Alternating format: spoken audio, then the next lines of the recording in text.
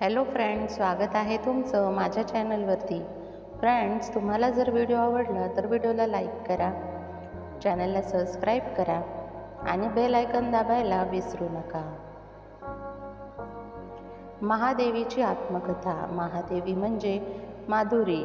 माधुरीने हे सिद्ध केलं की नातं सोंडेचं असो वा रक्ताचं, प्रेम ते प्रेमच असतं, शुद्ध, निस्वार्थ आणि अमर. मी कोण आहे हे तुम्हाला सांगावं लागेल का? कदाचित नाही, पण तरीही आहे. मी आहे माधुरी. नाही, थांबा. मला अनेकांनी महादेवी म्हणून ओळखलं. माझी ओळख म्हणजे एक हत्तीन. पण खरं सांगायचं ना, मी फक्त हत्तीन नाही, मी एक जीव आहे. भावना आहे, नातं आहे आणि आठवणींची खोल साखळी आहे. आज मी माझी आत्मकथा सांगणार आहे, जेणेकरून सरकारला माझ्या भावना कळतील आणि त्यांना जाग येईल. महादेवी नान्नीची जीवाभावाची आई. मी महादेवी. हो, तुम्हाला आश्चर्य वाटेल, पण मी एक हत्तीन आहे.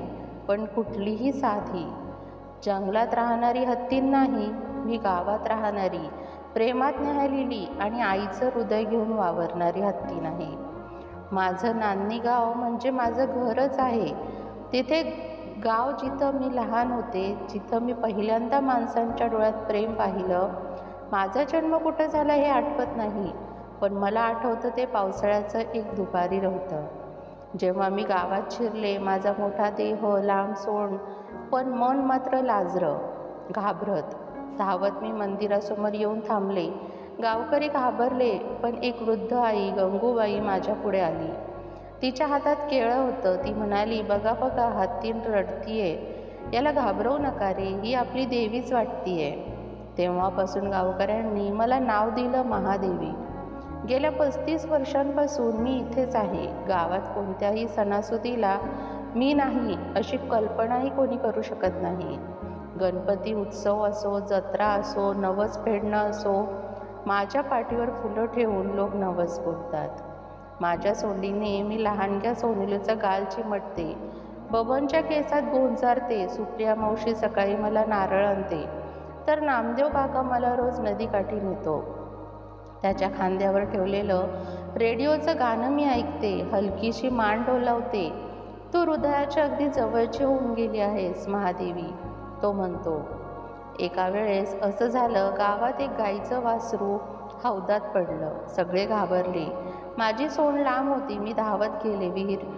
हौदाजवळ उभी राहून खाली पाहिलं आणि माझ्या सोंडेने त्या वासराला अलगद वर काढलं.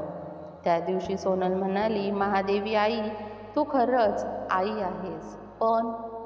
पण या सगळ्या गोष्टींना गोप मी उलगडत असताना एक काळा दिवस उगवला. सरकारी गाडी गावात आली. वनविभागाचे अधिकारी आले. माझ्या भोवती मोजणी, फोटो, निरीक्षण सुरू झालं. हिला नॅचरल हॅबिटॅटमध्ये परत पाठवावं लागेल, एक जण म्हणाला. इथं इतकी वर्ष कशी राहिली हत्तीन? काय काय नियम मोडले गेले आहेत याचा अभ्यास करू लागा. गावकऱ्यांनी विरोध केला, अर्ज दिले, मोर्चा काढला, पण सरकारच्या फाईलमध्ये भावना नसतात. माझ्या डोळ्यात पाणी होतं, गावकऱ्यांचंही, पण आम्हाला वेगळं केलं गेलं. मी शेवटचं मंदिर पाहिलं. सोनल, बबन, गंगूबाई, नामदेव काका, त्यांच्या अश्रूंनी माझं मन ओलं झालं. मी एक हंबरडा फोडला. तो आवाज केवळ माझा नव्हता, तो सर्व नान्नी गावाच्या अंतःकरणातून निघालेला शोक होता. वनतारा हिरवाईतले एका राणी वनतारा जंगल ही नाव ऐकली होती गावकऱ्यांच्या तोंडून, रेडिओवर, काही वेळा गाड्यांवरच्या पाट्यांवर. पण कधी वाटलं नव्हतं की माझं आयुष्य तिथे जाईल. वनतारा म्हणजे खूप मोठं जंगल, हिरवगार, खोलवर पक्ष्यांच्या चिवचिवाटाने भरलेलं, पण माणसांच्या प्रेमाशिवाय ओकबोक होतं. माझा प्रवास सुरू झाला तेव्हा मी समजून चुकले होते. आता मी नान्नीची नाही, मी परत जंगलातली झाली आहे. पण माझं मन हे मानायला तयारच नव्हतं. मला एका मोठ्या ट्रकवर चढवलं होतं. 4 चाकी गाड्या माझ्या पुढे, माझ्या मागे पोलीस, वनाधिकारी, डॉक्टर आणि मी एक हत्तीन, शांत पण आतून तुटलेली. रस्त्यावरून जाताना मला पाहिलं, सोनल धावत येईल. मला थांबवेल. बबन पळत येऊन माझ्या सोंड्यावर आपली छोटीशी हात ठेवेल. पण कोणीच त्या गाडीत येऊ शकलं नाही. ते माणसांच्या नियमांचं जंगल होतं. प्रेमाची भाषा तिथं हरवली होती. वनतारात पोहोचल्यानंतर ते जंगल खरंच सुंदर होतं. मोकळं आकाश, दाट सावली, गवताची मखमली चादर, पाणवठे आणि इतर हत्तींना बघून थोडा दिलासा मिळाला. पण त्या सगळ्यांच्या डोळ्यात मला माणसांची ओळख नव्हती. ते जंगलातले होते, मी मात्र माणसातली. माझी नजर सतत शोधायची. कुठे सोनल आहे का? कुठे गंगूबाईंची छबी? कुठे नामदेव काकांचा रेडिओ? पण काहीच सापडत नाही. एका दिवशी एका वडाचं मोठं झाड दिसलं. त्याच्या फांदीवर मी डोकं टेकवलं. आठवण आली, सोनल तिचं घरटं उभं करत होती त्या वडाखाली. माझ्या डोळ्यातून पाणी आलं. त्या झाडाशी कुडकुडत म्हणाले, तू काही वर्षांनी गळून जाशील, पण तुझ्या फांदीवरच्या आठवणी कशा जातील? जिथं एक मुलगी मला आई म्हणायची, ती आठवण पुसता येईल का? वनतारामधले हत्ती थोडं थोडं करून मला स्वीकारू लागले. त्यांचं असं जीवन होतं, जीवनभर दिवसभर फिरणं, पाणवठ्यावर जमणं, कधी कधी एकमेकांशी सोंडेने खेळणं. पण माझा जीव तिथं लागत नव्हता. गावात मला नाव होतं महादेवी. इथे मी केवळ एक हत्ती नव्हते. मी खास नव्हते, मी कोणाचीच नव्हते. कधी कधी रात्री मी स्वप्नात नांदणी पाहते. गावकऱ्यांचे आवाज, सोनिलीचं हसू, गंगूबाईचं चुचकारणं, नामदेव काकांचा तो रेडिओ. ओ माझ्या हत्तीन राणी, गाणं वाजतंय. मी नाचते, सोंड डोलवते, पण जाग येते आणि समोर फक्त झाड, पाण्याचं निरव वाहनं आणि काळोख असतो. एकदा एक घटना घडली. एक लहान हत्तीन पाय घसरून डोंगर उतारावून खाली पडली. ती रडत होती. कोणतीही मोठी हत्ती तिच्याजवळ जात नव्हती. मी धावत गेले. माझ्या सोंडेने तिला अलगद उचललं. तिला प्रेमाने कुशीत घेतलं आणि तिच्या कपाळावर माझी सोंड टेकवली. ती बघत राहिली आणि थोड्या वेळाने डोळे मिटले. त्या दिवशी मला पुन्हा आई म्हणून घेण्याची भावना जागी झाली. पण ती भावना अपुरी होती, अधुरी होती, नांदणीसारखी नव्हती. माझी ही गोष्ट कोणी ऐकतंय का? कधी वाटतं सोनलच्या वहीत मी अजून एक कोपऱ्यात असते, तिच्या आठवणीत. कधी वाटतं नांदणी गावात एखादी स्त्री अजूनही दर शुक्रवारी मंदिरात नारळ फोडते, महादेवीला सुख असो म्हणून. पण हे सगळं आता फक्त आशा आहे. मी आता वनतारा जंगलात राहते. जंगल माझं आहे, पण मनाचं घर अजूनही नांदणीच आहे. म्हणूनच जेव्हा रात्री चांदणं पडतं आणि सावली लांबत जाते, तेव्हा मी आकाशाकडे बघते आणि हळूच म्हणते, सोनल, मी अजून इथेच आहे, तुझी महादेवी आई. वनतारा जंगलात दिवस सरत होते. सूर्य उगवायचा, मी थोडं गवत खायचा, इतर हत्तींमध्ये मिसळण्याचा प्रयत्न करायचा. पण मन मात्र माझं कायम हरवलेलं असायचं. त्या दिवशी सकाळ काहीशी वेगळी वाटत होती. पक्ष्यांचा आवाज थोडा वेगळा होता. वातावरणात एक हलकासा गंध दरवळत होता, ओळखीचा, नांदणीच्या मातीसारखा. अचानक एक जीप जंगलात आली.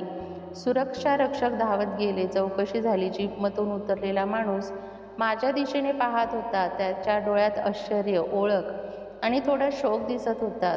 तो माझ्याजवळ आला. सावकाश हात जोडले. काही क्षण बोलला नाही.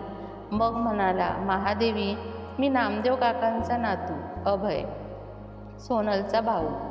माझी सोंड थरथरली. माझा जीव जड झाला. सोनल, तुझ्या जाण्याच्या दिवशी ती खूप रडली होती. तिच्या डोळ्यातला तू गेलीस तेव्हाचा शोक आजपर्यंत नाही मावला. ती मोठी झाली आता. तिचं लग्न झालंय, पण एक मुलगीही झाली. पण तुझी आठवण दर शुक्रवारी ती मंदिरात येते, तुला प्रसाद वाहते, तुझ्यासाठी पूजा करते आणि तिच्या मुलीला तुझी गोष्ट सांगते.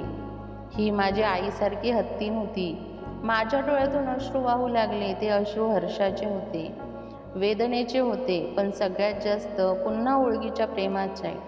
अभय म्हणाला, सरकार आता थोडं माणुसकीने बघतंय. आम्ही विनंती केली आहे आणि परवानगी मिळाली आहे. तुला परत नांदणीला घेऊन जायचं आहे. सोनल वाट बघतीये. त्या क्षणी वेळ थांबला. एक प्रचंड हंबरडा केला. तो आनंदाचा होता. वनताराच्या आकाशात तो घुमला. माझ्या डोळ्यातून झरझर वाहणारे अश्रू आभाळाला जणू भिजवतच होते. पुन्हा एकदा मला ट्रकमध्ये बसवलं, पण यावेळी माझ्या भोवती हुकूम नव्हते, पोलीस नव्हते. माझ्या भोवती प्रेम होतं.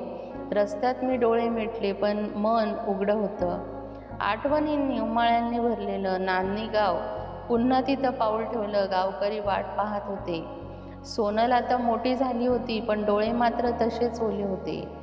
तिने पुढे येऊन माझ्या पायावर डोकं ठेवलं. आई आलीस ना?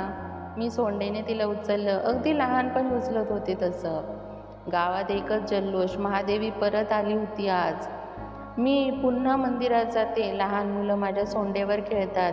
सोनलची मुलगी छोटी माया मला आई आई म्हणते. मी हत्ती नाही पण माझं हृदय माणसाचं आहे. गावात मी एक प्राणी नाही, मी एक आठवण आहे. माया आहे, एक आई आहे. म्हणून जर कधी तुम्ही नान्नी गावात गेलात आणि सकाळी मंदिराकडे पाय वळवलेत तर एका हत्तीणीला बघाल, शांत, प्रेमळ आणि डोळ्यात समाधान घेऊन उभी. तीच महादेवी, नान्नीची आई, जंगलातून परत आलेली माया. खरंच प्रेम हे रक्ताच्या नात्यांपेक्षा, मायेच्या नात्यांपेक्षा अधिक असतं. जिथं भाषा नसते तिथं भावना बोलतात. महादेवी हत्तींसारखं निस्वार्थ प्रेम हेच माणुसकीचं खरं रूप आहे, जिथं एकही प्राणी आई होऊ शकतो. फ्रेंड्स, तुम्हाला हा व्हिडिओ कसा वाटला हे कमेंट बॉक्समध्ये नक्की सांगा. आणि कोणाकोणाला वाटतं महादेवी म्हणजेच माधुरी हत्तीन परत नान्नी गावात यावी. तुम्हाला जर व्हिडिओ आवडला असेल तर व्हिडिओला लाईक करा, चॅनलला सबस्क्राईब करा आणि बेल आयकॉन दाबायला विसरू नका, जेणेकरून असेच नवनवीन व्हिडिओ तुमच्यापर्यंत पोहोचतील. व्हिडिओ बघितल्याबद्दल धन्यवाद.